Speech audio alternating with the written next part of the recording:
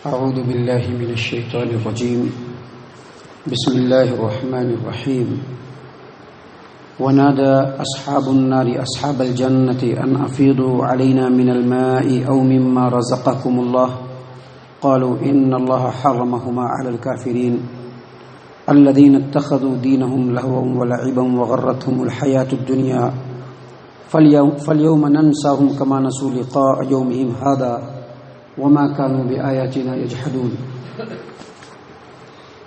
جہنمی اہل جنت کو پکار کر کے کہیں گے کہ ہمارے اوپر کچھ پانی بہاؤ، پانی انڈیلو، یا جو کچھ رزق اللہ تبارک و تعالیٰ نے دیا ہے وہ ہماری طرف گراؤ۔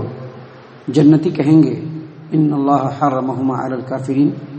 ان دونوں چیزوں کو یعنی جنت کے کھانے اور پانی کو اللہ تبارک و تعالیٰ نے کافروں پر حرام قرار دیا ہے۔ وہ لوگ جنہوں نے اللہ تبارک و تعالیٰ اپنے دین کو کھیل اور تماشے بنا رکھا تھا، اور جن لوگوں کو دنیاوی زندگی نے دھوکے میں ڈال رکھا تھا، لہٰذا جس طرح سے ان لوگوں نے اس قیامت کے دن کو، حساب کے دن کو بھلایا، ہم بھی آج ان کو بھلاتے ہیں، اور یہ لوگ ہمارے آیات کا انکار کرتے تھے۔ معزز سامعین کرام، سورۃ الاعراف سورہ نمبر 7 اور اسی سورت سے ابھی آپ کے سامنے آیت نمبر 51 یعنی 50 اور 50 پر 1 یہ دو آیات تلاوت کی گئیں،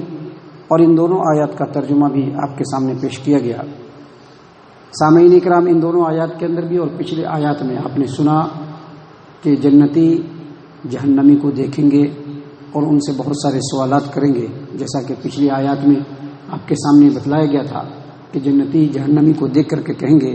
کہ ہم نے تو اپنے رب کا وعدہ سچا پایا، کیا تم سے تمہارے رب نے جو وعدہ کیا تھا اس کو تم نے سچا پایا یا نہیں؟ یا اسی طرح سے اصحاب الاعراف جو جنت اور جہنم کے درمیان جو دیوار ہوگی اس پر ہوں گے، اور جنتی کو دیکھ کر کے ان کو سلام کریں گے، اور جہنمی کو دیکھ کر کے کہیں گے کہ اے اللہ ان جہنمی میں ہم کو شامل نہ فرما۔ اسی طرح سے ابھی جو دو آیات آپ کے سامنے تلاوت کی گئی، ان دو آیتوں میں جو اللہ تبارک و تعالیٰ نے پہلی آیت کریمہ میں فرمایا کہ جہنمی جنتی لوگوں سے کہیں گے کہ کچھ پانی پینے کے لیے دے دو یا کچھ کھانے کے لیے دے دو، یہ جو چیزیں ہیں جنتی اور جہنمیوں کے درمیان جو مکالمہ ڈائلاگ ہے، بات چیت ہے، یا اسی طرح سے اصحاب الاعراف جو جنتی اور جہنمی کو دیکھیں گے، اس کو ہم دنیا کی زندگی پر قیاس نہیں کر سکتے کہ دنیا میں جس طرح سے ہم ایک دوسرے کو دیکھ رہے ہیں ایسا نہیں ہے، یا پھر دور بیٹھے جو دیکھ کر کے آواز کو سن رہے ہیں یا جواب دے رہے ہیں، ایسا نہیں ہے، بلکہ وہاں کا مسئلہ کچھ الگ ہی ہوگا۔ وہاں سننے کی طاقت الگ ہوگی، دیکھنے کی طاقت الگ ہوگی، سوچنے کی طاقت الگ ہوگی۔ آدمی دور دراز بیٹھے لوگوں کو دیکھ لے گا، یہ سب اللہ تبارک و تعالیٰ کی طرف سے ہوا۔ ابھی جیسے اس دنیا کی زندگی میں اللہ تبارک و تعالیٰ کو کوئی نہیں دیکھ سکتا ہے، ممکن ہی نہیں دیکھنا، لیکن جنت میں جب جنتی پہنچیں گے تو آرام سے اللہ تبارک و تعالیٰ کو بالکل اس طرح سے دیکھیں گے جیسا کہ نبی صلی اللہ علیہ وسلم نے فرمایا کہ تم 14ویں کی رات میں بدر کامل کو جس طرح سے دیکھتے ہو، مکمل چاند کو دیکھتے ہو بغیر کسی پریشانی کے، اسی طرح سے اللہ تبارک و تعالیٰ کو دیکھو گے۔ تو دنیا کی زندگی کو آخرت کی زندگی پر قیاس نہیں کیا جا سکتا۔ اسی سلسلے کی ایک کڑی ہے، اللہ تبارک و تعالیٰ یہاں پر فرما رہے ہیں کہ جہنمی جنتی لوگوں کو پکاریں گے، جہنمی جو ہوں گے وہ جنتی لوگوں کو پکاریں گے، جہنم میں جل رہے ہوں گے، جھلس رہے ہوں گے، پریشان ہوں گے، بھوک کے مارے جان نکل رہی ہوگی، پیاس کے مارے حلق جو ہے وہ سوکھ کر کے کانٹا بن جائے گا، تو جہنمی جنتیوں کو دیکھیں گے، اللہ تبارک و تعالیٰ ان کو عبرت کے لیے دکھلائے گا کہ جنتی بڑے عیش و عشرت سے رہ رہے ہیں، دودھ کی نہریں بہہ رہی ہیں، شہد کی نہریں بہہ رہی ہیں، پانی کی نہریں بہہ رہی ہیں، جس نہر سے چاہتے ہیں دودھ پی لیتے ہیں، شہد پی لیتے ہیں، پانی پی لیتے ہیں، جب چاہتے ہیں جو نعمت چاہتے ہیں اللہ تبارک و تعالیٰ ان کو نواز دے رہا ہے۔ تو یہ جو جہنمی جنت کے لوگوں کو دیکھیں گے تو اس میں اپنے پہچان کے لوگوں کو بھی دیکھیں گے کہ ہمارا دوست ہے، یا دیکھیں گے کہ ہمارا بھائی ہے، یا دیکھیں گے کہ ہمارا باپ ہے، یا دیکھیں گے کہ ہمارا بیٹا ہے، ایسے دیکھیں گے۔ تو یہ جہنمی جنتی کو پکار کر کے کہیں گے کہ تھوڑا پانی ہمارے اوپر بھی گرا دو تاکہ کچھ آرام مل جائے، سکون مل جائے، تھوڑا کھانے کے لیے ہم کو بھی دے دو تاکہ کچھ مسئلہ حل ہو جائے، بھوک مٹ جائے۔ یعنی بھوک اور پیاس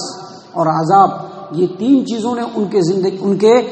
جسم کو کھوکھلا کر دیا ہوگا، اور یہ دیکھیں گے کہ ہمارے اپنے جنت کے اندر مزے لوٹ رہے ہیں تو جنتیوں کو پکار کر کے کہیں گے کہ ان افیزو علینا من الماء، تھوڑا پانی ہمارے اوپر گرا دو بھائی، تاکہ جو تکلیف ہے اور جو پریشانی ہے اس سے تھوڑا چھٹکارا مل جائے، تھوڑا چین مل جائے، تھوڑا سکون مل جائے، یا جو کچھ کھانے کے لیے ملا ہوا ہے تھوڑا سا دے دو تاکہ ہم اپنے پیٹ کی بھوک مٹا لیں۔ تو یہ جنتی کہیں گے ان اللہ حرمہما علی الکافرین، اللہ تبارک و تعالیٰ نے یہ تمہارے اوپر حرام قرار دیا ہے کیونکہ تم کافرین میں سے تھے، تم شرکش لوگوں میں تھے، تم اللہ تبارک و تعالیٰ کے حکموں کو چھوڑ کر کے منمانے انداز میں زندگی گزارنے والے تھے، تمہارے سامنے اللہ کا حکم آتا تھا اور تم نے اپنے من کی تم نے اپنے باپ دادا کی سنی، اس لیے ایسے کافروں کے اوپر اللہ تبارک و تعالیٰ نے پانی اور کھانا جنت کا دونوں کو حرام قرار دیا ہے۔ سامعین کرام، بڑا ہی عبرتناک ماحول ہوگا۔ اللہ تبارک و تعالیٰ کے کلام کے جو سب سے بڑی جو عظمت ہے وہ یہی ہے کہ اللہ تبارک و تعالیٰ آنے والے وقت کو پہلے ہی بتلا دے رہا ہے تاکہ انسان سمجھ جائے، اپنی زندگی کو سنوار لے، خواہشات کے پیچھے نہ پڑے، لوگوں کو خوش کرنے کے چکر میں نہ پڑے، اللہ تبارک و تعالیٰ کو خوش کرنے کے چکر میں پڑے، کیونکہ جو اللہ تبارک و تعالیٰ کے بتائے ہوئے طریقے کے مطابق زندگی گزارے گا جنت انہی کو نصیب ہوگی، وگرنہ جو لوگ اپنے رستے کو ادھر ادھر کریں گے ان کا حال وہی ہونے والا ہے جو ان جہنمیوں کا ہو رہا ہے کہ اللہ تبارک و تعالیٰ نے کہا کہ جنتی ان کے کھانا اور پانی مانگنے پر کہیں گے کہ اللہ تعالیٰ نے تو تمہارے اوپر ان چیزوں کو حرام قرار دیا ہے، اب تم کو یہ چیزیں ہم دے کر کے خود اللہ کی نظروں میں گناہ گار بننا نہیں چاہتے۔ محترم سامعین اکرام، آگے اللہ تبارک و تعالیٰ نے ان کافروں کی نشانی بتلائی ہے، ان کی پہچان بتلائی ہے۔ اللہ تبارک و تعالیٰ فرما رہے ہیں الذین اتخذوا دینہم لہوا ولعبا وغرتہم الحیاۃ الدنیا۔ ایک بات ہمیشہ یاد رکھیے کہ یقیناً جو کفار و مشرکین ہیں ان کا معاملہ ہی الگ ہے، لیکن اگر کوئی مسلمان ہے یا مسلمان گھرانے میں پیدا ہوا ہے تو وہ یہ نہ سمجھے کہ یہ آیت کریمہ ہمارے لیے نہیں ہے بلکہ ان کافروں کے لیے نہیں۔ اپنی زندگی کو ٹٹولنے کی کوشش کرے، اپنی زندگی کو ٹٹولنے کی کوشش کرے، کیونکہ انسان عموماً وہی عمل انجام دیتا ہے جس ماحول میں وہ پیدا ہوتا ہے۔ ایک ہندو کا بچہ ہندو کے گھر میں پیدا ہوتا ہے تو لوگوں کا دیکھا دیکھی مندر میں جاتا ہے، گھنٹا بجاتا ہے، مٹی اور پتھر کے بت کے سامنے جھکتا ہے۔ اسی طرح سے ایک آدمی اگر مسلمان گھرانے میں پیدا ہوتا ہے لا محالہ وہ مسجد میں آئے گا، کیونکہ اس کے باپ زیادہ مسجد میں آتے رہیں، باقی اس کا عقیدہ چاہے جیسا بھی ہو، باقی اس کی سوچ چاہے جیسے بھی ہو، باقی اس کا طریقہ کار چاہے جیسا بھی ہو، لیکن وہ وہی کرتا ہے جو اپنے گھر کے لوگوں کو دیکھتا ہے۔ تو ہم اگر مسلمان گھرانے میں پیدا ہوئے ہیں، نماز پڑھنے کے لیے آ رہے ہیں تو خاموش ہو کر کے نہ بیٹھ جائیں، اپنی زندگی کو ٹٹولیں کہ کہیں ہمارے زندگی کے اندر وہ سب باتیں تو نہیں جو کفار و مشرکین کی صفات اللہ تبارک و تعالیٰ نے اپنی کتاب میں بیان فرمائی ہے۔ اللہ تبارک و تعالیٰ فرما رہے ہیں الذین اتخذوا دینہم لہوا ولعبا وغرتہم الحیاۃ الدنیا۔ وہ کفار و مشرکین یا وہ لوگ جنہوں نے اپنی زندگی کو، اپنے دین کو کھیل اور تماشا بنا رکھا تھا، دین کو کھیل اور تماشا بنا رکھا تھا۔ محترم سامعین کرام، ہمارا تجربہ ہے، ہم نے اپنی زندگی کے اندر ان چیزوں کو دیکھا ہے، بہت قریب سے تجربہ کیا ہے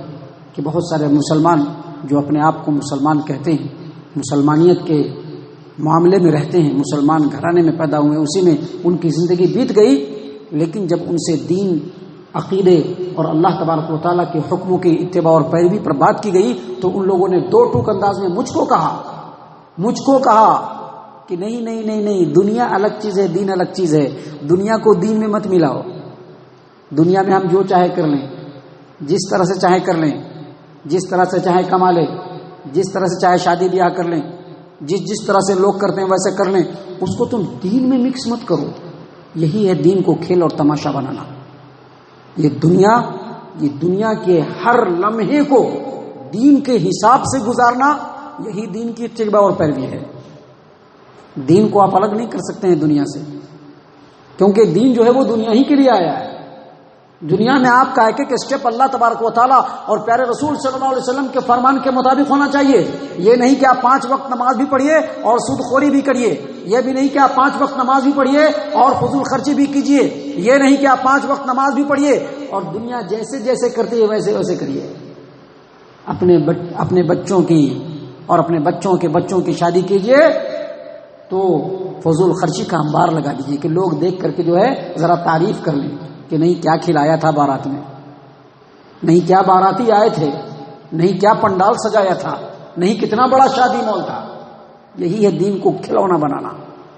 یہی ہے دین کو کھلونا بنانا، کہ ایک طرف نمازیں بھی ہو رہی ہیں، ایک طرف عمرے پہ عمرہ بھی ہو رہا ہے، ایک طرف حج کرنے کے لیے بھی جا رہے ہیں، اور جب دنیا کے اندر کوئی معاملہ آتا ہے تو دنیا والوں کو دیکھتے ہیں کہ اگر ہم اپنے بچی کی شادی میں 10 لاکھ خرچ نہیں کریں گے تو دنیا والے کیا کہیں گے؟ کہیں گے کہ بڑا کنجوس ہے۔ یہی ہے دین کو کھیل اور تماشا بنانا۔ جو رب ہر چیز کے اوپر قادر ہے اس کو راضی کرنے کی چاہت دل میں نہیں آئی، لیکن دنیا کو راضی کرنے کی چاہت دل میں ضرور آئی۔ اللہ تبارک و تعالیٰ فرمائیں گے، الذین، فرما رہے ہیں، الذین اتخذوا دینہم لہوا ولعبا وغرتہم الحیاۃ الدنیا، جن لوگوں نے اپنے دین کو کھیل اور تماشا بنا لیا اور دنیا کی زندگی نے جن کو دھوکے میں ڈال دیا۔ جو لوگ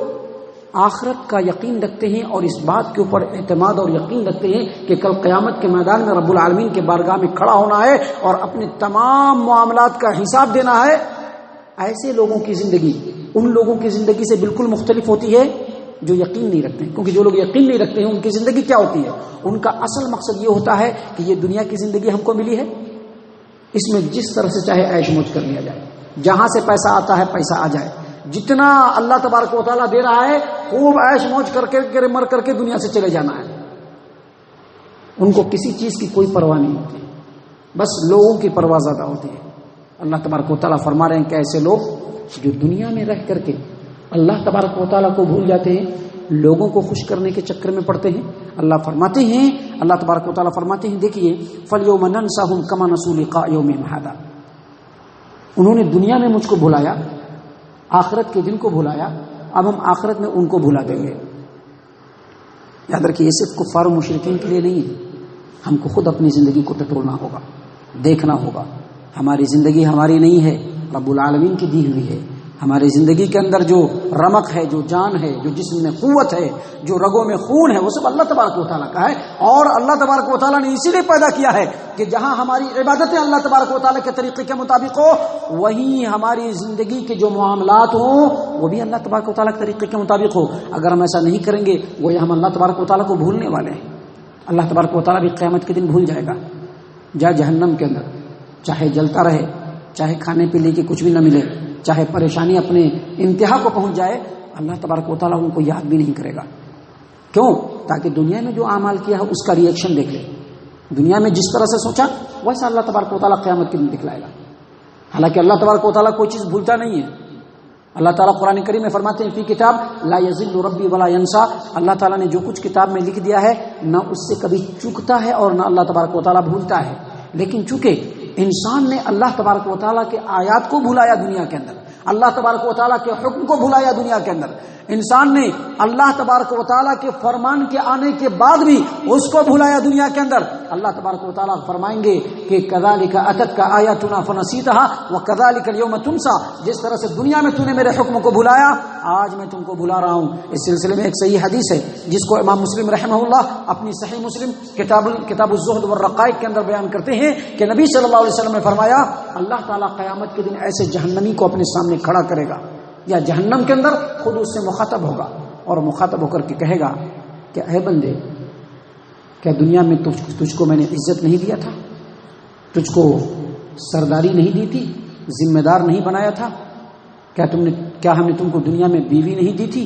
بچے نہیں دیے تھے؟ اے بندے، کیا دنیا میں ہم نے تم کو مختلف قسم کے اونٹ، گھوڑے اور سواریاں تمہارے انڈر میں نہیں کر دیے تھے؟